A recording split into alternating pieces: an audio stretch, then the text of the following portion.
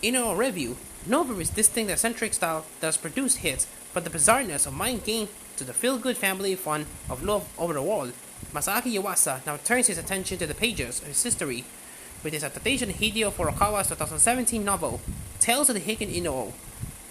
Set 300 years after the Genpei War, the battle over control of Japan between the Minamoto, Genji, and Taira clans. The film follows the lives of two distinct characters who are brought together by shared frustrations with the status quo after being roped into the controlling government's hunt for the imperial regalia to prove their right to rule Japan. Young Tomona's life is turned upside down after his father finds and unwittingly unleashes the power of the sacred sword, Kusanagi no Tsurugi, cutting himself in half and rendering Tomona blind. Haunted by his father's ghost, Tomona sets out on a journey to avenge him, but ends up bumping into a blind traveling Biwa player. Taking under the Biwa player's wing as his apprentice, Tomona travels to the capital and joins the main troop there, performing the government-approved songs telling the tales of the Heike. It's here in the capital that he meets Inu-OH, a talented but struggling not theater performer, who not only has hideous deformities after being afflicted by a curse, but is also possessed by the ghosts of fallen Heike warriors. With Tomona being blind, he can use Inu-OH's deformities like everyone else, so the two quickly bond and become friends. After finding out about the spirits that haunt his friend, and with the both frustrated by their lack of freedom to showcase their talents, Tomona and Inu-OH form a new performing trope to tell the stories of those spirits, which will just help release Inu-OH from his curse. While the central story of this film is quite simple, being a rags to riches tale of two unlikely characters becoming the rock stars of their day, there was actually a surprising amount of depth in its themes, touching upon the societal and political going on at the time, as well as exploring fantastical elements with spirits and curses. If you're into Japan's history, myths, and legends, then you particularly find the opening part of the film fascinating as it builds in that specific context. However, it does fade away to make way for the actual meat of the story, which is more about the oppressed situations our two leads find themselves in. The way these are represented will be easy to identify with, as they can very much be applied to the modern day, with an anti-establishment angle being pitched in the background as the controlling Genji movement, government angles, the media, and arts to only tell a version of the story. While creative ties will surely be able to sympathize with and fight to gain an audience that truly appreciates what you try to do. It's very reminiscent of the 60s and 70s, with the emergence of counterculture and anarchist punk rock bands like the Sex Pistols, which the film seems to really take inspiration from. There's also a brighter angle in carrying across a message of being able to do what you want and to reach for your dreams. And I think the film conveys a really well drawn the way the main characters are portrayed and developed over the course of the story, that take them both from being these downtrodden individuals to absolute superstars is a joy to see on its own.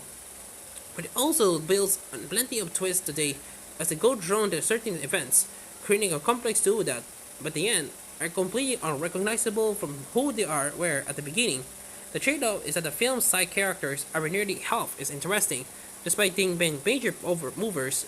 in terms of the plot. Ino's father in the ruling shogun, Yoshimitsu Ashigaka, play the villains. Each of our lead protagonists come to them, as you would expect, they have fairly one-dimensional characterization. Where the film absolutely shines strong is in its visuals, and in particular its audio as, my word, this is a sensory tour de force. Yuasa has always placed a heavy focus on music during his work, but a lot of that pales in comparison to Inu-OH, where the songs Tomona and Inu-OH perform the meld together traditional instruments and singing style with full rock opera theatrics, filled with drums, blazing guitars, and elaborate sets that get crazier and crazier with each rendition. You might see weird placings such as modern sound in what is a historical fantasy film, but it manages to come together in a very satisfying way as you see the people of the city go drawing the equivalent of Beatlemania over these two audible performers. It does, however, fall down when it comes to pacing, as the second performance in particular drags on for far too long, while by the time the third one comes around, the setup itself feels so formulaic. While these performances are treated as the highlights, the rest of the film is also incredibly well animated and drawn, really pulling out that unique Yuasa and Science Saru look. There are some really artistic moments, particularly early on, as it tries to portray Tomona's lack of sight and reliance on sound by showing in shots of white that are painted in with a vibrant color as other characters around him speak or shuffle about. It's just a great visual representation of Tomona's senses and really help you get into the mind of the character Meanwhile, it carries across 14th century Japan really well, with some fantastic background art and setting that realistically depicts what life might have been like in Kyoto at the time. Outside of the big performances, Yoshihide Otomo's score works fantastically with a setting filled with traditional instruments, but also working in more sort of modern tones to reflect modern day relevance of the story. The voice acting across the film is also really good, and the two leads truly deliver in their performances, considering their lack of experience with anime. Mira Moriyama has to deal with a character that changes significantly in tune across the course of the film, but really keeps up and goes all out in the introductions and to INU-OH's performances in particular. Overall, INU-OH is a stellar audio-visual experience that needs to be experienced on the big screen for its beautiful and artistic animation, as well as rock opera theatrics that drive home a story that pushes not only the value of pursuing your dreams, but offers a very interesting social and political message that really makes you think about and empathize with the characters and the situation they find themselves in. While these factors mark it out as one of Yuasa and Science Saru's strongest films to date, it's still not quite perfect with issues on how it paced some of its musical segments and the lack of interesting characterization of the villains of the piece.